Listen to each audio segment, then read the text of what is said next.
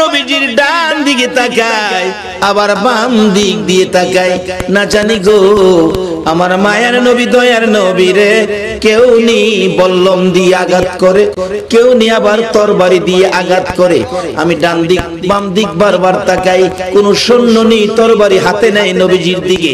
এবার তাকিয়ে তাকিয়ে দেখি কাছাকাছি আসার পর সকল সৈন্যরা আমার নবী কাছে কাছে এসে ভিতরে ঢোকার পর নবীজির সুন্দর চেহারার দিকে তাকায়া তাকাইয়া হাতের হাতিয়ার গুলো জমিনে ছেড়ে দিছে।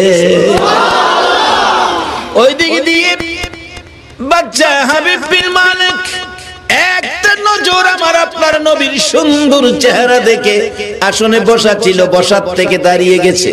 পাশে প্রশ্ন করেন, আবু জাহেল রে কে আসতেছে রে? লোকটা পূর্ণিমার চাঁদের চাইতে সুন্দর দেখা যায়।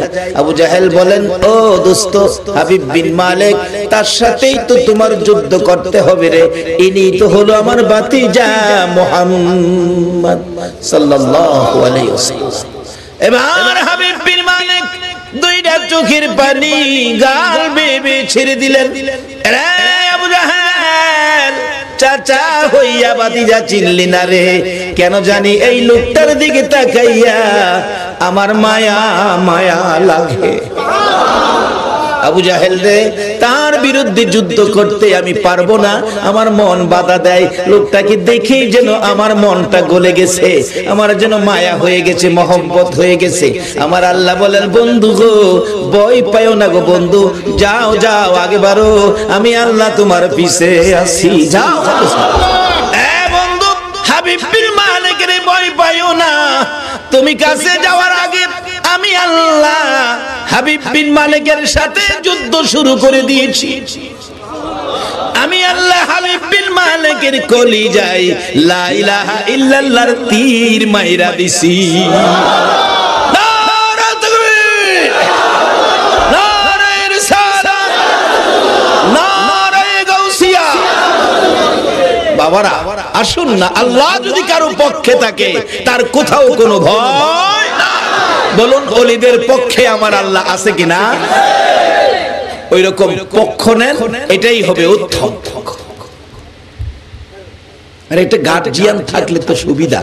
বাবা আছে, পোলা অপরাধ করছে, বাবা দেখবেন যায় কয় ছেলে মানুষ অপরাধ করছে, কি করবেন ছেলেটা, আমার ছেলেটা হ্যাঁ বুঝে না, আসলে বুঝ হইছে না, এটা মাফ করে দেন। বাবা থাকাতে ছেলের পক্ষে এরকম মাফ চায় না। খাজেগার পক্ষে যারা বসেছো, আল্লাহর কসম তোমাদের পক্ষ গার্জিয়ান হয়ে খাজা বাবা আল্লাহর আরশের কিনারে যায় দাঁড়াবে। আজকের মাহফিলের আয়োজন কে করেছো? কে মাহফিল কমিটির ভাইরা? তোমাদের জীবন ধন্য।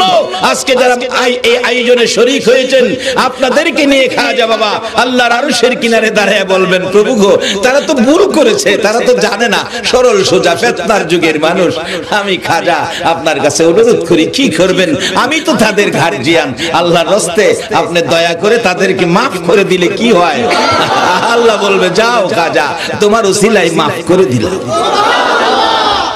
উসিলা তো করবে হাসরে, অন্য কোন নবীর কে উম্মতের উসিলা করবে না, শুধুমাত্র আখেরি নবীর উম্মতের প্রতি উসিলা। এমন হবে হাসরের দিন জিজ্ঞেস করবে, এদিকে আয়, তুমি কি আখেরি নবীর উম্মত? জি। নামাজ পড়ছিলা? না। রোজা রাখছিলা? না। রোজাও রাখছ না? না। আমার গ্যাস্ট্রিক আছে। এরকম কয় না অনেকে, এর বলে গ্যাস্ট্রিক আছে। আল্লাহ কইব, দুনিয়াতেও বাটফারি করছস, অহনো বাটফারি করস, হ্যাঁ মাথা নত করে দাঁড়াই থাকবে। আল্লাহ আল্লাহ আল্লাহ আল্লাহ করস, অহনে সময় মতো তো করছস। হন কোনদিন আমার ওলি খাজা বাবার স্মরণের মাহফিলে গেছলি? আল্লাহ গেছিলাম।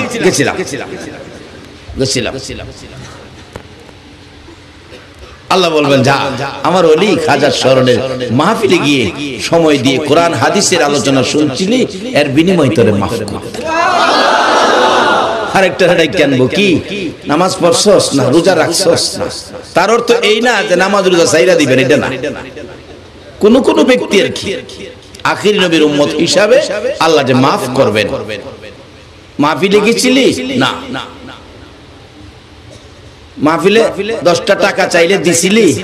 আল্লাহ মাহফিলে যাওয়ার সময় পাইছি না, 10 টাকা চাইছি, আমি খাজার মহব্বতে 100 টাকা দিছিলাম। আল্লাহ কো যা এটার লেগে মাফ করে দিলাম। আরেকটারে হাসরের দিন দইরা আনবো, এদিকে আয়, এদিকে আয়, নামাজ পড়ছস, রোজা রাখছস, আল্লাহ একটা না আমি তেন নাই, তা জাহান্নামে যাওন লাগবো যে চোখের পানি ছেড়ে দিব, যাও জাহান্নামে যাও। জাহান্নামের দিকে দৌড় দিব, একটু যায়া আবার ফিরা চাইবো, আবার দৌড় দিব, আবার ফিরা চাইবো। আল্লাহ ডাক দিবে দিগা দইরা যাস, আবার ফিরা চাস কি লাগা?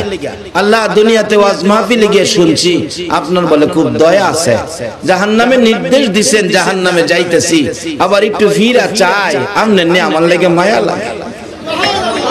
আল্লাহ কবে দিগা আমার মায়ার লাগা দয়ার লাগা ফিরা চাইছস, কহ তাইলে আমার দয়া হইছে, যা তোরে মাফ করে দিলাম।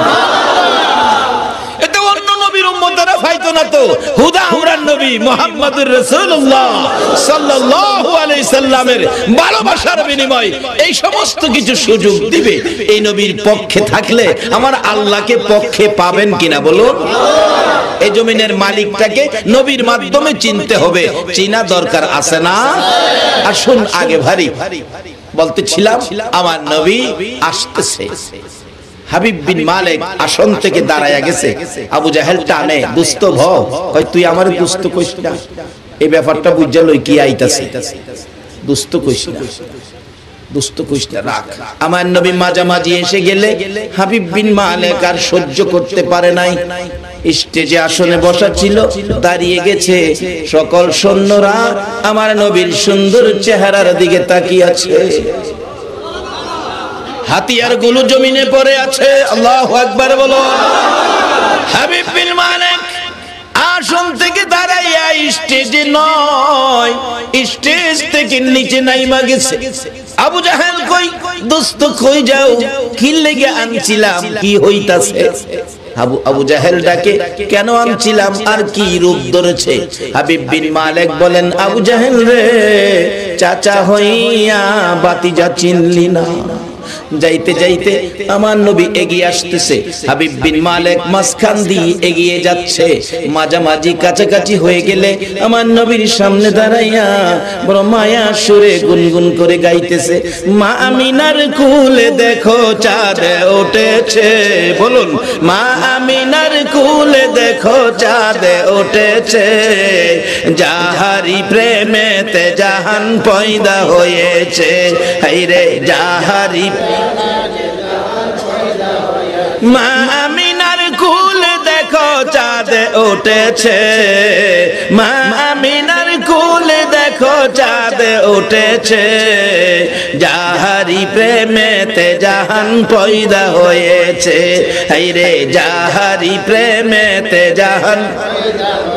মা আমিনার নয়ন মনি সৃষ্টি কুলের সেরা যিনি, মা আমিনার নয়ন মনি সৃষ্টি কুলের সেরা যিনি, যিনি পরি ফেরেশতারা সব পাগল হয়েছে, যিনি পরি ফেরেশতারা সব পাগল হয়েছে, যাহারি প্রেমেতে জাহান পয়দা হয়েছে। হায়রে যাহারি প্রেমেতে জাহান।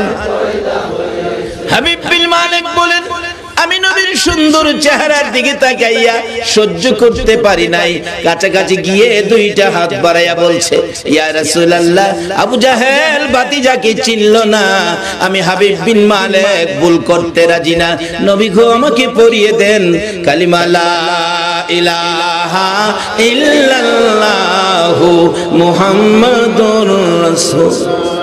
হাবিব বিন মালিক মুসলমান হইয়া আমার নবীর টাইনা ধরে স্টেজে উঠাইয়া, পাশে যে স্বর্ণের আসন ছিল, স্বর্ণের চেয়ার ছিল, আবু জাহেল বসবে, আমার নবীকে নিয়ে হাবিব বিন মালিক স্বর্ণের চেয়ারে নবীজিরে বসাইয়া দিছে।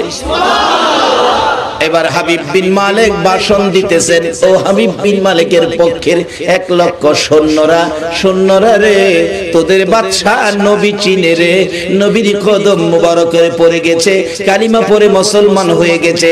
তোমরা বলো এ বাদশার সৈন্যরা, তোমরা বলো হাবিব বিন মালিকের সঙ্গে এই নবীর পক্ষে যাইতে রাজি আছো কিনা, কালিমা পড়তে রাজি আছো কিনা?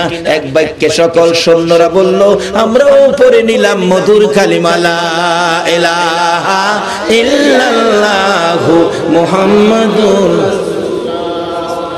এবার সেনাপতি দাঁড়িয়ে বলেন ইয়া রাসূলুল্লাহ, অনুমতি দেন, যে 1 লক্ষ সৈন্য ছিল আপনার বিপক্ষে, এবার সৈন্য এসেছে আপনার পক্ষে, অনুমতি দেন আবু জাহেল সাইজ কইরা লাই।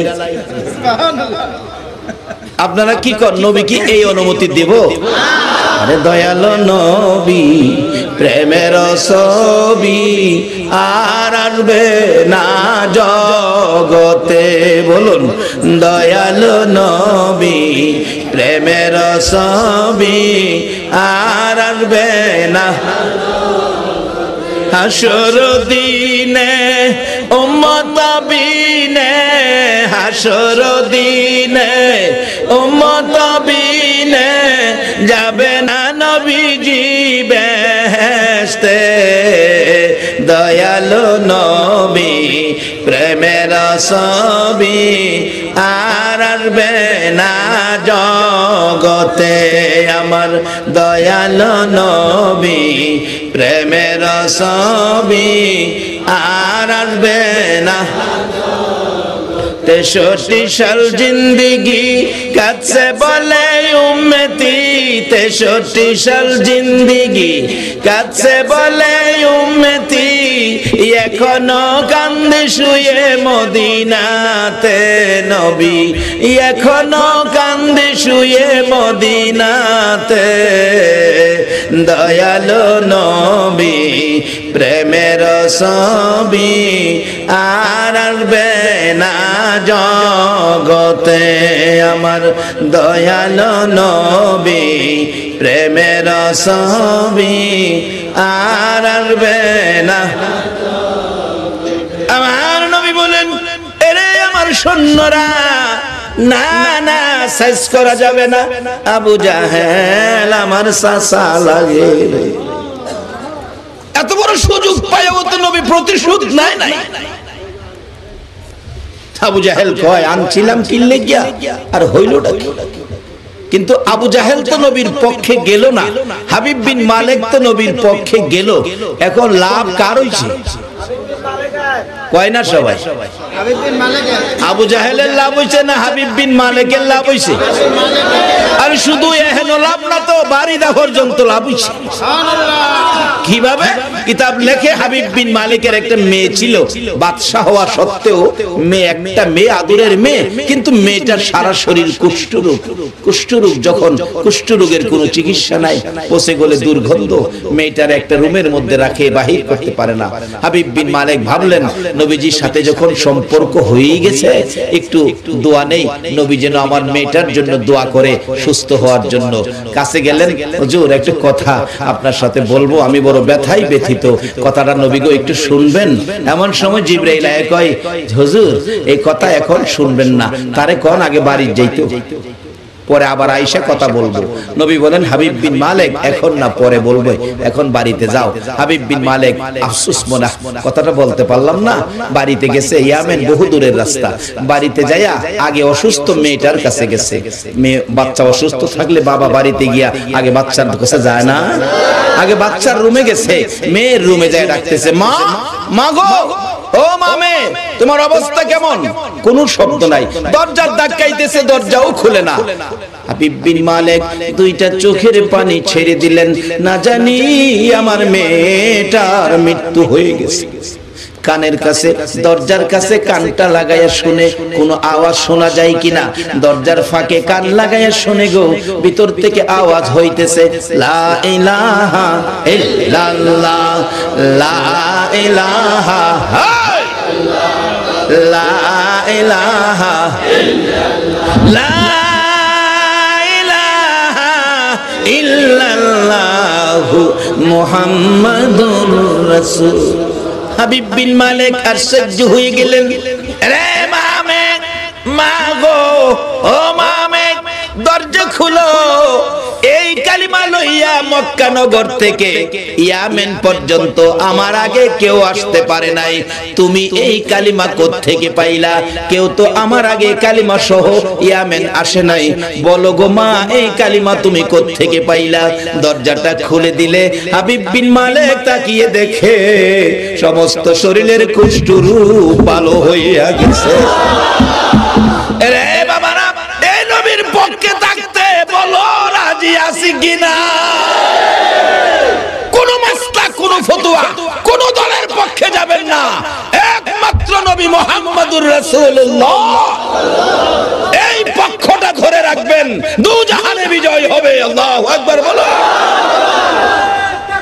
আল্লাহ ইয়া রাসূল জিন্দাবাদ, জিন্দাবাদ, জিন্দাবাদ।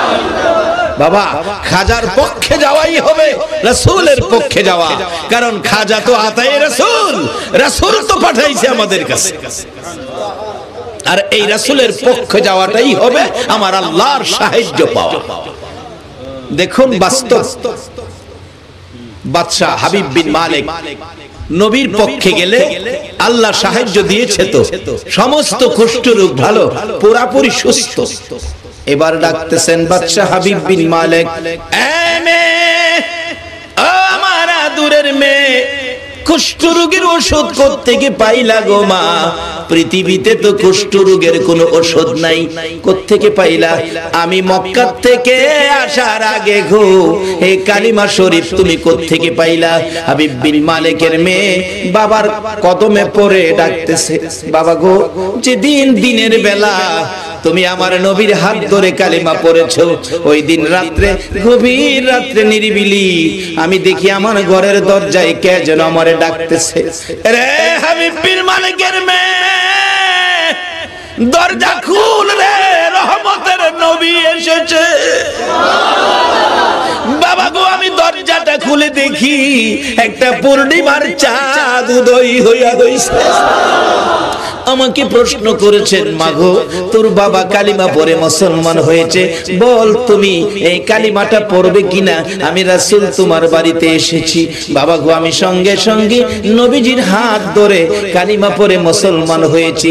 বাবা, আল্লাহর কসম করে বলি, কালিমা পড়ার সাথে সাথে দেখি আমার সমস্ত শরীরের কুষ্ঠরোগ ভালো হয়ে গেছে। বলুন, এই নবী চিনা, নবীর পক্ষে যাওয়া আমাদের দরকার আছে কিনা? রাতে ঘুম ভাঙলে মাঝে মাঝে ডাইকেন, কি বলে? ইয়া মুহাম্মদ পিয়ারা নবী এসো নিরালা, ইয়া মুহাম্মদ পিয়ারা নবী এসো নিরালা, তোমার দিদার মনের গুছিবে জ্বালা, হায়রে তোমার মনের গুছিবে জ্বালা, হায়রে তোমার দিদার মনের গুছিবে জ্বালা, ইয়া মুহাম্মদ পিয়ারা নবী এসো নিরালা, ইয়া মুহাম্মদ পিয়ারা নবী এসো নিরালা। বাবারা, আল্লাহ যার পক্ষে, এ নবীর পক্ষে যাওয়ার পরে হাবিব বিন মালিক তার মেয়ে সহ ভাগ্য ভালো হলো না খারাপ হলো? আমরা কি নবীর পক্ষে থাকতে রাজি আছি? অলির পক্ষে, খাজায়ে খাজেগার পক্ষে থাকলে কি হয়? ভারতবাসী জীবন ধন্য হলো, ভারতবাসীর জীবন ধন্য হলো খাজা, খাজা বাবারে পায়া যাইয়া দেখেন খাজা বাবার বরকতে বাবারে বাবা যেই পরিমাণ সম্পদ এই প্রদেশে দিয়েছে, শুধু পাথর, মার্বেল পাথর, পাহাড়ের পাহাড়, হুদা মার্বেল পাথর, হুদা পাথর বেচা খাজা বাবার উসিলায় যেই সম্পদ রাজস্থানে দিয়েছে আল্লাহ, রাজস্থানের পাথর বেচা ভারত চলতে পারবে সারা। এটা কার বরকতে? খাজা বাবার বরকতে। আজকে সেই খাজা বাবার স্মরণে মাহফিল। খাজা বাবা কি শুধু ভারতের জন্য না, সারা পৃথিবীর জন্য? আমরা কি এই মাহফিলের উসিলায় কি আল্লাহ আমাদের কিছু দিতে পারে না? কিন্তু পারবে, খাজার আদর্শ যদি আমরা ধরে রাখি।